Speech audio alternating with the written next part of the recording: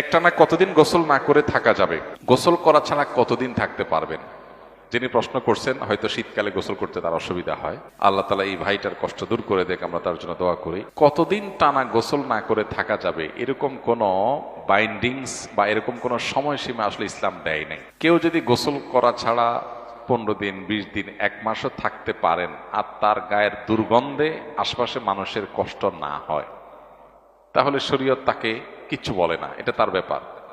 তার দুর্গন্ধ তিনি যদি কোনোভাবে রিকভার করতে পারেন আতর দিয়ে, সেন্ট দিয়ে, কোনোভাবে, এবং যদি নিজে সুস্থ থাকতে পারেন, অন্য কাউকে তার গায়ের দুর্গন্ধে অস্বস্তিতে না ফেলেন, তাহলে সেক্ষেত্রে তিনি এভাবে গোসল না করে যতদিন খুশি ততদিন না থাকতে পারেন, ততদিন থাকতে পারেন।